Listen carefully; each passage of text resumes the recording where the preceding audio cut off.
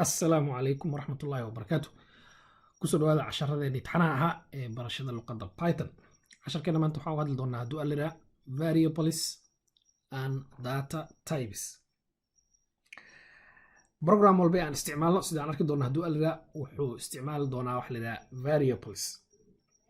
تصالح هدي برنامج كأسمين يستوي هاي برنامج وحسابنا يصير تصالح هنا calculator وكله وحأطبها ندونتا number marka qofku soo galiyo numberkii meel ku xareysato numberkii labaad meel ku xareysato hadii calaamadii la isku darayay ama la isku qaybinayay ama la isku dhufanayay ka bacdi aad natiijadii meel ku xareysato sidaasna aad natiijadii ku soo bandhigto barnaamijka aad isticmaalaysid ama aad sameynaysid haduu yahay program e-commerce ah oo online wax lagu kala iibsanayo waxa u baahnaa doontaa shaygii la iibsanayay magaciisa waxa u baahnaa doontaa shaygii meeqa laga iibsanayaa waxaad u baahnaa doontaa lacagtiisa iyo sifaad kale ayaa laga yaabaa oo dheerayna u baahato sida colorkiisa iyo wixii la midka ah hadii uu u baahan yahay waxyaabahaas oo dhan waxa u baahnaan doontaa meel aad ku kaydsato macluumaadkaas hadii uu yahay barnaamijka aad sameynaysid game waxa u baahnaan doontaa tusaale ahaan score ku meequu marayaa waxa u baahnaan doontaa positionka playerka uu joogo waa xagee shaashada uu ka taagan yahay waxa u baahnaan doontaa meeqa life ah ayaa u dhiman waqtiga meequu yahay iyo wixii la midka ah macluumaadkaas oo dhan waa data ama xogtaasna markii programka aad qoraysid waxa u baahan tahay meel aad ku kaydsato meeshaas aad ku kaydsanayso ayaa waxaan dhahnaa variables si kale aan u dhigno waxay noqon karaan ama aan ku sheegi karnaa containers ama boxes computerka maskaxda computerka ayaad waxaa leedahay meel ha la iga qabto position ama boss ha la iga qabto bosskaas ha la igu xareeyo wax hebel tusaale ahaan waxaan hadda soo furay programkeennii aan ku qoraynay codeka waxaan abuuray file yidhaha variables sidaan oo kale ayaan u abuurnaa python markii aan variable abuurayno tusaale ahaan waxaan leeyahay price equals 5.5 amount equals 3 name equals Mohammed haddii aad fiiriso waxaan abuuray hadda saddex variable waxaan abuuray variable la yiraahdo price waxaan ku shubay 5.5 tusaale ahaan shay aan rabaa inaan gato shaygii lacagtiisa ayaa $5 iyo bar ah ama 5,000 iyo bar $5 iyo bar 5,000 iyo bar ma aqaan si noqon karto 5 shilin iyo bar aan malaynaa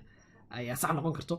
haddii aad fiiriso markaan abuurayno variable python waxaan qoraynaa variablekii magaciisa ka bacdina calaamadda equal oo ah variablekii waxaad ku shubtaa u dhiganto 5.5 qiimihi aad ku shubaysay variable labaad ayaan halkan ku abuuray waxaan dhahay amount variable magaciisu uu yahay amount oo tusaale ahaan tirada aan rabo shay aan ka rabo oo kale equal 3 isagana waxaan dhahay 3 iigu shub variable saddexaad ayaan abuuray waxaan dhahay magaca waxaa iigu shubtaa Maxamed haddii aad fiiriso saddexdooda waa saddex data typeski noocyadooda python isticmaasha ayaa saddexdan ah waxay isticmaashaa data type lira integer oo noqonayo number aan lahayn dhibic lahayn ama jajab aan lahayn waa numberada caadiga aan isticmaalno eber 1 2 3 100 500 5,000 iyo wixii la midka ah waxaa kaloo isticmaali kartaa data type lira float oo ah numberka jajabka leh numberada jajabka leh dhibicda leh decimal place waxaan dhihi jirnay xisaabta 5.5 0.1 100.25 iyo wixii la midka ah sidoo kale waxaan isticmaal data type saddexaad oo la yiraahdo string isagu waa characters ama collection of characters xarfo waaye wuxuu noqon karaa sidaan oo kale Maxamed iyo Cali iyo waxaan rabaa inaan aado meel hebel iyo wixii la midka ah waa qoraal marka string waxa isaga lagu fahmaa waxaa la geliyaa double quotes ama single quotes kii aad rabto waxaan kaloo dhigi karnaa haddii aad rabto name is equal to Mohammed waa dhigi kartaa dabcan oo noqonayso single quote ayaan markaana Maxamed aan gelin marka labadooduba waa string data type iyo variables qaabkan ayaan u isticmaalnaa waxaan u sheegaynaa markii aan sidaan oo kala sameeyno Python interpreterka waxaan leeyahay waxa abuurtaa variable magaciisu uu yahay price ka bacdina variablekaas waxa iigu shubtaa 5.5 hadda waxa ii fududaanayso inaan dhihi karo price wixii ku jiray ii soo sheeg ama inaan dhihi karo price wixii ku jiray inta qaado meel hebel ku dar ama wax hebel ku samee ama wixii la midka ah variableska sida ku muuqanayso halkan magacii bis ayaan qornay qofkii luqad kale computer soo arkay luqadaha qaar badan ee kamid waxay isticmaalaan inay variable-ka hormariyaan wax la yiraahdo data type variable-ka in laga hormariyo tusaale ahaan sidaan oo kale in la dhaho string meelaha qaar inaan saan kale aragtaa laga yaabaa string oo laga wado variable-ka aan rabo inaan abuuro name ah magacaan leh data type-kiisu noociisu waa string inaan kuwaan oo kale dhihi lahaa tusaale ahaan integer variable-ka aan abuuri doonay amount la dhaho noociisu waa integer ayaan u sheegay luqadaha kale ayaa qaabkan loo isticmaalaa python iyada waxba kama hormarinayno sidee ku fahmaysaa python marka qofkii luqad kale hore usoo isticmaalay waxa uu noqonaya data type-ka waxay ka fahmaysaa markaa dhahdo equal waxaa la lahaa assignment operator calaamadii assignmentiga ama calaamadii ku shubidda ayaan soomaali anigu dhahaa calaamadan waxaa loo isticmaalaa qiimahan waxaad ku shubtaa variable-kan ayay macnahaan u dhowaan kartaa variable-kan 5.5 ayuu hayaa value ah waxay ku fahmaysaa python marka variable-kan noociisa ama data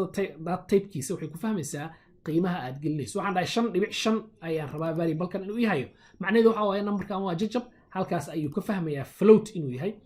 haddii aan dhaho 3 iigu shub dhan kale wuxuu fahmayaa variable-kan inuu type-kiisu integer variable-kan wuxuu fahmayaa markaan dhaho maxamed ayaan u assign gareeyay inuu yahay string now variable-kii aan dhahay maxamed string ayuu ahaa mar kale haddii aan rabo waxaan dhihi karaa name is equal to 34 name waxaad iigu assign garaysaa 34 wax kale waa ku shubi karaa marka macnaheedu markii aan magac ku shubo ama string macnaheedu maahan in stringgaas uu weligiis haynayo waa isbedeli karaa wax kale ayuu noqon karaa variables vary waxa uu ka yimid Englishkii in waxaan isbedeli karaan variable waa wax isbedeli karo marka memory location wixii aan gelino way isbedeli karaan waxba hadda keliyay mar kale wax kale ayaan geliyay mar kale haddii aan fiirsadana wax kale ayaan geliyay dhammaantood mid walba ka mid waxaan dhihi karnaa sidii hore aan usoo aragnay annagoo isticmaalayna functionkeeni printy waxaan dhihi karaa waxaa iisoo saartaa price waxa ku jiro iisoo daabac markii aan dhaho waxaan rajaynaa inuu iisoo daabaco 5.5 halkan waxaan dhihi karaa sidoo kale printy waxaa iisoo daabacdaa waxa ku jiro variable-kaygii amount si sidaas la mid halkan waxaan dhihi karaa printy waxaa iisoo daabacdaa waxa ku jiro variable-kaygii name waxa ku jiro iisoo daabac ayaan dhihi karaa haddaan dhaho saddexdooda rangare kanna waxaan rajaynayaa price inuu iisoo saaro 5.5 amount waxaan rajaynaya iisoo saarto 3 sidoo kale name waxaan rajaynaya inuu iisoo saaro maxamed haddii aan dhaho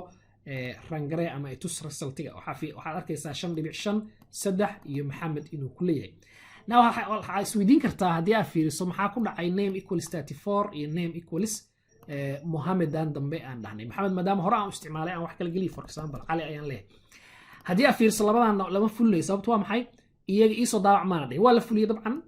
way dhacayaan stepeska laakiin iyaga iisoo daabac maadaama aanan dhihin wax aan arkayo ma jiro haddii aan dhaho iisoo daabac mar kale oo aan soo celiyay middan haddii aan halkan keeno mar kale iisoo daabac labadan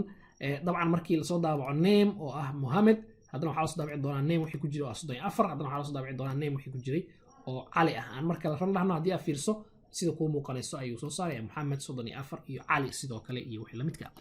tan waxay ku tusinaysaa marka variable-kaagii wixii aad gelisay daatadii aad gelisay nooceeda ayaa halkan laga fahmayaa sidoo kale variable-kii wixii aad gelisay wuu isbedeli karaa name waxaan geliyay maxamed mar kale waxaan geliyay 34 dabcan waa qalad 34 inaan geliyo name variable-kii magaciisa isma keenayaan laakiin wuu shaqaynayaa sida aad aragtay waxaa sidoo kale mar kale aan geliyay cali variable-kii inuu isbedeli karo haddii aan isku dayo inaan macna inta xoogaa ka dheer aan ku dabaqo aan hal mar u laabano example-keenii hore oo aan ku isticmaalay xisaabtii basic ahayd si aan halkan kugu muujiyo faa'iidada uu yeelan karo variable-ku waxa waaye halkan waxaan qoray 10 lagu daro 5 10 laga jaro 5 10 lagu dhufto 5 10 loo qaybiyay 5 10 iyo 5 labaas number ayaan afartii xisaab fallo aan ku isticmaalay ku dar iyo ka jar iyo ku dhufo iyo qayb waxaan rabaa inaan bedelo labadii number waxa ka soo qaad tusaale ahaan waxaan rabaa inaan ku bedelo 8 iyo 4 10 waxaan rabaa inaan ku bedelo 8 5 waxaan rabaa inaan ku bedelo 4 waxaan ku qasbanaan lahaa meel walba ay ku yaalaan inaan tago aan dhaho 8 iyo waxa ka dhigtaa iyo 4 kan kale sidoo kale 8 iyo 4 8 iyo 4 8 iyo 4 hadda fiirso shaqo badan ay iga rabtaa haddii aan bari haddana soo laabto ama maalin kale aan dhaho number kale ayaan ku bedelayaa waqti badan ay iga qaadanaysaa haddii aan isticmaalay variables sidaan way ka fududaan lahayd xaaladdu variables aan ka dhigay commentiga sida ku muuqanayso haddii aan rabo inaan variables abuuro waxaan dhihi lahaa tusaale sidaan oo kale number 1 is equal to 8 number 2 is equal to 4 هذا waxaan dhihi lahaa meesha aan dhahay 8 plus 4 waxaan dhihi lahaa number 1 plus number 2 number 1 lagu daray number 2 ayaan dhahay now haddii aan koobiyeeyo calaamadan bedelayaa saddexda meel waa paste garanayaa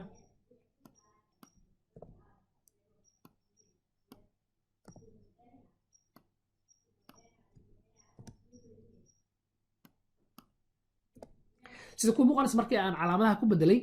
waxaan dhahay halkan addition number 1 lagu daray number 2 isoo saar subtraction number 1 laga jira number 2 multiplication number 1 lagu dhuftay number 2 number 1 lagu dhuftay loo qaybiyay number 2 haddii aan ran dhahno طبعا sidii ay u shaqeynayso kale ay u shaqeynaysaa sorry halkan ayaan leeyahay ii rangare right click fast ii rangare ayaan leeyahay hadaa fiirso wuxuu ku dhahay markii la isku daro 8 iyo 4 waa 12 markii la kala jiro waa 4 markii la isku dhufto waa 32 markii la isku qaybiyo waa 2.0 haddii aan hadda damco inaan ku laabto 5 iyo 10 iyo 5 sidii hore ay ahayd halkan mise ayaan iman lahaa waxaan dhihi lahaa 10 halkan ka dhig halkan waxaan dhihi lahaa 5 ka dhig now haddii aan dhaho marka la ran haddii aad fiiriso 10 iyo 5 ayuu xisaabtii oo dhan uu ku fulinayaa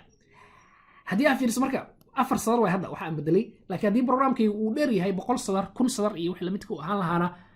laba meel ama saddex meel ama meel wixii la midka ah ayaa intaan bedelo ayuu programkii ugu dhan u saameyn lahaa marka variablesku sidaas oo kale ayay muhiimadaas ay leeyihiin program walba aan isticmaalno waa ku arki doonaa waan ku isticmaali doonaa sidaas oo kale ayaan u isticmaalnaa intaas ayaan kusoo koobinaa qaybtan tusaale ayaan ka bixin doonaa exampleka casharka nooxiga hadduu alira وما تسنتين والسلام عليكم ورحمة الله وبركاته.